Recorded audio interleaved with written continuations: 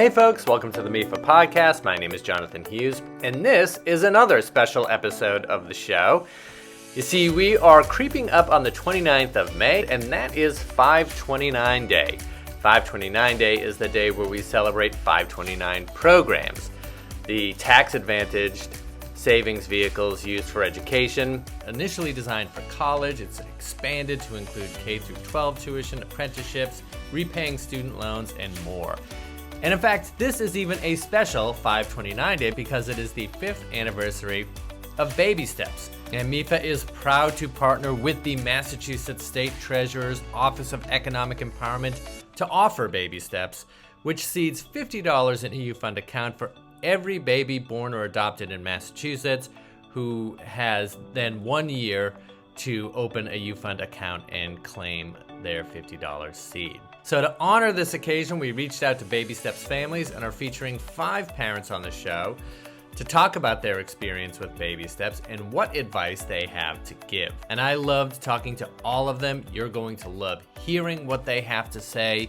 I cannot thank them enough for their time and their energy. In fact, I have the feeling I'll be doing it again in about 20 minutes. But let's cross that bridge when we come to it. Right now, let's meet our BabySteps parents. Yeah, so hi, my name is Ankit Kansal, and I have 2 kids. The elder one is 2.5 years old. The younger one, my daughter, she is 9 months old. I live in the greater Boston area. Yeah, so I'm Drew. I live in Rosendale. I have one son. He's 4.5. My name is Alex Diskin. I live in Canton, Massachusetts. I have 2 kids, a daughter who just turned 5 and a son who will be 2 in July. So my name is Tim Oakes. I live in Foxborough, down on the South Shore. And I am a dad of 3 kids. I have a 7-year-old, a 2-year-old, and a 1-year-old. Name's Mike Fallon. I'm from East Bridgewater. My wife and I have one son. He is 4 years old. All right, so if I can ask you though, when you first heard about BabySteps? So I first heard about baby steps in the hospital after when my first child was born. We got some paperwork. Really, when I first heard about it, I think when we were in the hospital. I'm thinking we were filling out paperwork was my first introduction to it, and I think I, like everyone, got on my phone and Googled what it was, and at first thought maybe it was too good to be true. Who's giving away free money these days? My son was born in Newton Wellesley. There was an individual on the staff there, amidst all of the other activity that was going on after the birth of my son, who provided some of the information, at least within some sort of, packet from the hospital. And they're handing you just like paper after paper about information that you need to know, everything from like feeding schedules to doctor's appointments. They included a piece of paper about BabySteps. So we just kind of assumed it was like the next thing we were supposed to do. And part of that paperwork, I remember, was something around setting up a 529 for your kid, and you get a free $50 if you signed up. So that was the first time I had ever heard of the BabySteps program. Was saving for college something that you had in mind to do before learning about BabySteps? So it was, right. I don't think I had a game plan for it, but it was, hey, going to be a dad. One of the big life expenses would be to save for college for my kids, but it definitely wasn't something I had like an actual concrete plan for. We had been talking about how we were going to save for her college before we got to the hospital. So when we saw like that paper, it was kind of like a sense of relief because we were like, oh, they figured it out for us. We just do this. Okay, this is the path we're going to go down. One less decision we have to make. Did I intend to do it? Certainly, I intended to do it one way or the other. I think that the biggest benefit from my standpoint of kind of getting the information at that point in time was it definitely accelerated when I would do it. I think truly it would have fallen to the very, very bottom of our list of things to do if we hadn't had like that prompt to actually just go get it started. So that was really why I really liked the BabySteps program, because it gave you a kickstart and a path to savings that I was able to take advantage of. I mean, I knew I had to save for kids' education, but yeah, getting presented that paperwork right after the child was born kind of refreshed it, and also kind of stressed how important it was. It was always on my mind, but it kind, there are a lot of things that are on your mind, but you don't know where to start. You might get confused between, there are so many choices out there, but kind of being presented with that specific paperwork tailored to your state location, and coming from hospital, which in paper form, which seems much more authentic and trustworthy. We definitely were planning on saving for his future college education, whatever that looks like. When my wife and I had gotten married, we kind of put everything together financially, and she had some student loans, obviously from when she was in college. So we both got extra jobs and paid down her student loans, so we didn't have any debt left, which was definitely a painful experience. We both went back, got part-time jobs in addition to our full-time jobs, and I just remember us talking about like, I do not want we did not want our kid having to go through that or being burdened with student loans if we could help it. So, we for sure leading up to getting pregnant and having our child, had decided that whatever it was we were going to do, we were going to do something to make sure that hopefully he didn't have to experience any of that stuff. And then in the process of all that, kind of like I said, when we put everything together, I started to really dig into finances and stuff like that. Doing some research, learned about 529s, and it just seemed like a no-brainer to do it. And then it was just an added bonus when like I said, when I got that paperwork in the hospital talking about the free $50 in the Baby Steps program. You check the box in the hospital that says, yes, I'm interested, and yes, remind me. But then, of course, you have to go and set up the account, go online and do that. Did you find that difficult or easy to do? I think it was really easy. If I remember correctly, I think I just had to go to the Fidelity webpage, and it was pretty seamless. You could open an account, you could nickname the accounts, and it was pretty fast, and you know and the paperwork arrived on time after I had opened it, so it was pretty intuitive and user friendly.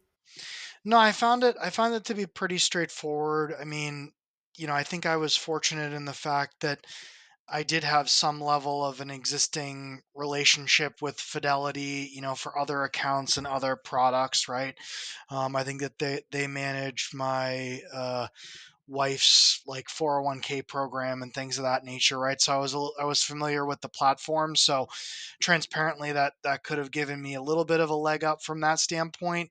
But I do think that it's at least worth noting that it's on par with anything else that you would do with them, right? Which I think that they try to make it a pretty straightforward experience, right? Whether it's opening a 529 or an IRA or a Roth IRA or whatever the case may be.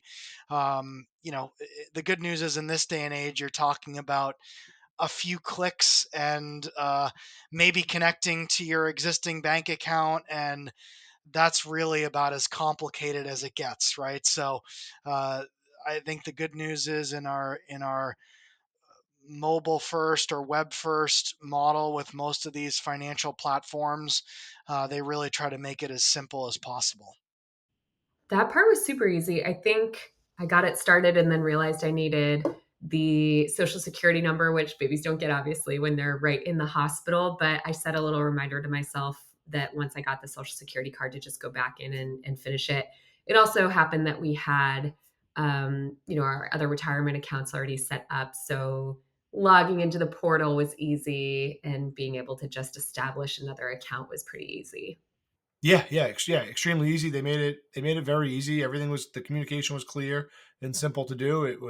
I can't think it took me longer than 5 minutes to do. It was via the Fidelity website. It was really, a couple clicks of a button. I already had a Fidelity account, so maybe it was super easy for me, but I mean, I remember being like 10 clicks total, so pretty easy. Yeah, it was super easy. So, my wife and I, when we had gotten married, kind of tried to get our financial stuff in order. So, I'm super organized and a nerd when it comes to that kind of stuff. So, we had some investing that we were doing through a brokerage or whatever. And I just ended up setting it up online. I think it took like 10, 15 minutes, if that. It was super easy. Do you have a strategy going forward, but now that you have the account set up?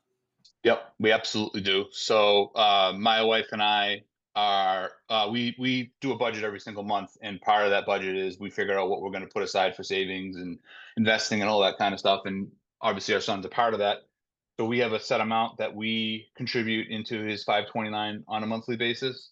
Yeah, so I do personally prefer to do automated deposits on a monthly basis. I do biweekly contributions from my paycheck, which is great. And what we've tried to do anyways is over the years, as both of us get our reviews and get raises, we try and bump that up a little bit. We also, like, if we get extra bonuses or extra, like this month for us is an extra paycheck month. Both my wife and I are paid bi-weekly, so this is one of those extra months where we have an extra paycheck, so we have a little bit extra going in there. I have set up automatic deductions from my checking account that goes directly into the kids F529 accounts. And I think the strategy behind multiple accounts is just to kind of track them better and to have that clear designation. By I have identified the beneficiary in both those accounts. And yeah, the strategy is just automatic, and it really isn't dependent upon, like, let's say you need x amount of money. So I'm not kind of depositing with that target in mind. I am kind of depositing the maximum that I can, given the current circumstances, because my strategy is not to, I'm not there with the mindset of giving 100%, or targeting an X%, covering an X% of the tuition and all those costs. It's just to do the best I can, and with the belief that something is better than nothing. Money can flow really fast out of the checking account, so it's better to have them, or it's better to have automated deductions. We're setting aside a small amount out of each paycheck. So we already knew how to turn on the automatic contributions. And now we could just say we wanted it to go to both accounts. We'd already figured out things like how to create a little link that family and friends at birthdays and whatnot could contribute to. In addition to that, I know for a fact, because I've done it in a number of different instances. I know that Fidelity will also help you create essentially like a gifting link, right? So there are instances where I've sent it out to friends and family, especially as my son has accumulated more things, and we get to the point where we'd say, hey, what would be nice is more of an investment in his future. My kids have plenty of toys, right? My their grandparents know that, so sometimes they say, I don't need to spend the $30 at Target to get more junk for your house. How can I? Is there an account or a donation I can make for them? And I've given them the Baby Steps account on several occasions. My father, it was kind of cool thing he did. As my son got his baby teeth, every single time he got one of his new teeth in, my father contributed $100 to his 529. So Right, so I think that in some cases, especially with close family, we've at least provided that link out to folks to offer that up as an option, because I think that investment in his future, as opposed to yet another toy, definitely seems like a worthwhile investment and a worthwhile option. and then my son does like little chores and stuff like that around the house. So he has a little piggy bank, and I think once a year we empty it out, bring it over to the bank, and then transfer the money over to his 529. Almost the last question I have is about the actual $50 seed deposit. How did it feel to know that you had the account and it was already, it had a little bit of money in there to get started? I think I remember my husband and I looking at each other when we saw that, when we were reading about the program and saw that the state would get us started with $50. And we both looked at each other like, does every state do this? They should. Why don't they? And so that was a nice, I think, pretty sweet gesture, like, for the state to kind of put some seed money in. And it also kind of incentivizes you to kind of quickly take action. But yeah, I think it was a really nice gesture. Just even having like a small seed to get you started. Like, it's what you do when you're helping a younger person, a teenager, maybe even younger, get started with their own first checking account. You give them their $25 to put into the account so that it teaches them, like, this is yours. You get to watch it grow and you feel ownership over it. I thought it might take time to come, but I think it gets credited really fast. I think in a month or something it gets credited. College is expensive when I went. So in 18 years from now or a couple years ago, I'm sure the costs are only rising. So to be able to at least start a fund, right? At least have this base that can grow, and using compound interest and investing strategies that can grow and become hopefully a nice chunk of money to be able to gift my kids when the time is right. It definitely motivated me. Again, me being the nerd that I was, I think I literally think I like broke out my phone in the hospital and like did the calculator of like what would that $50 turned into by the time he was in college. The big role that was played by kind of the Baby Steps program in particular and the staff at Newton Wellesley, in addition to that, was kind of accelerating my process. When you think about the time value of money and investing those dollars earlier on in your child's life, I mean, every year that you start earlier, right? If you start from birth or really from that point forward, it can make such a big difference in terms of how those dollars are able to build up over time. I think it's always better to be prepared, some amount of preparation versus no preparation.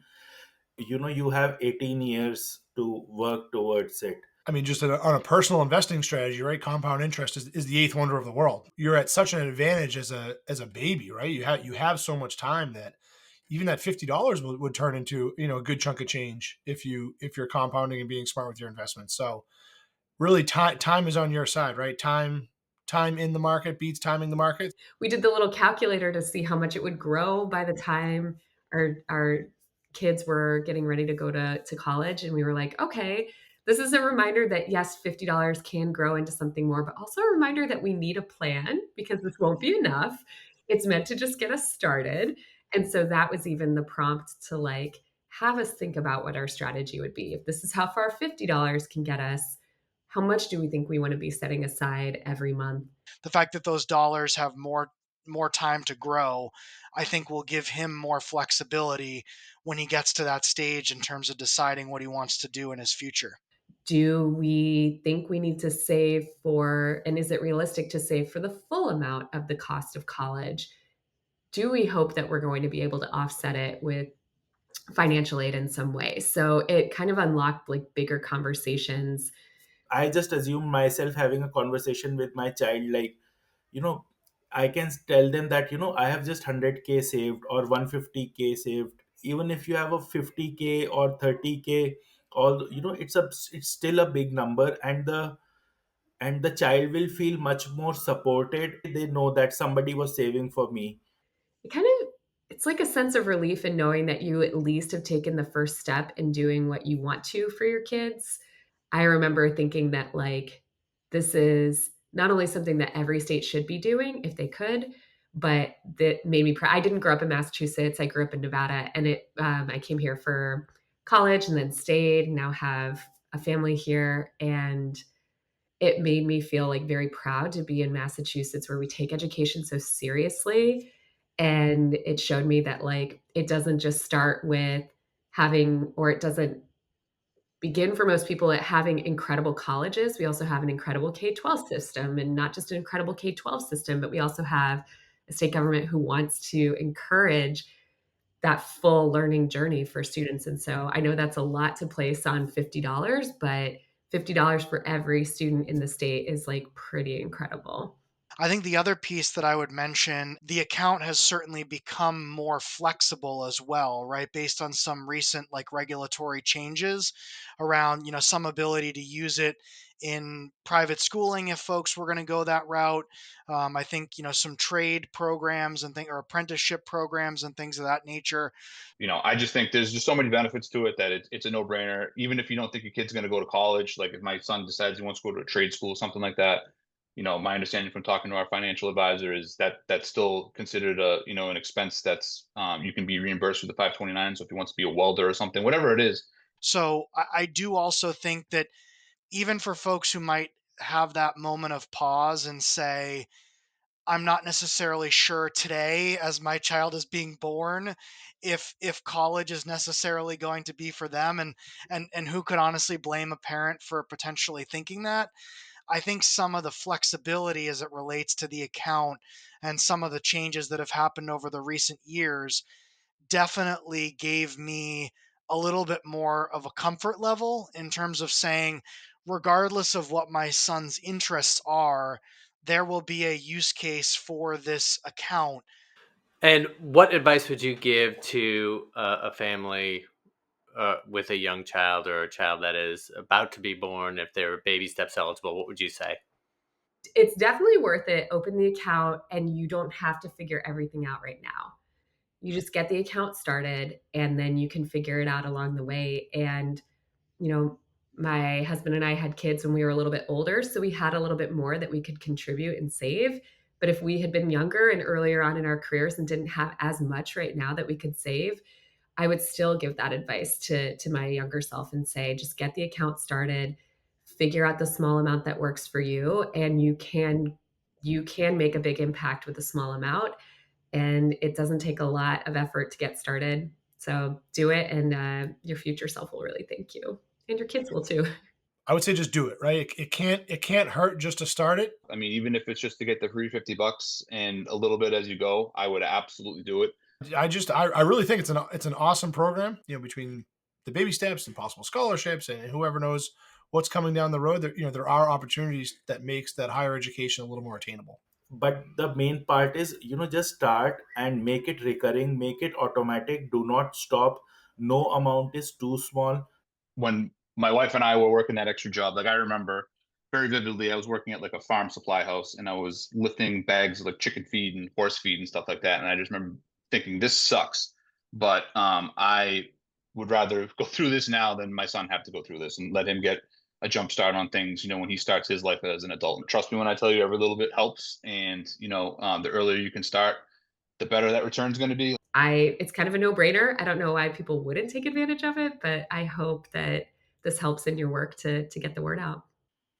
Wow. Thank you so much. I really appreciate it. Everything you said was great. Awesome. Thank you so much for your time. Thank you so much. All right, thank you both. Thank you very much. Have a good one. Appreciate the opportunity to share our story.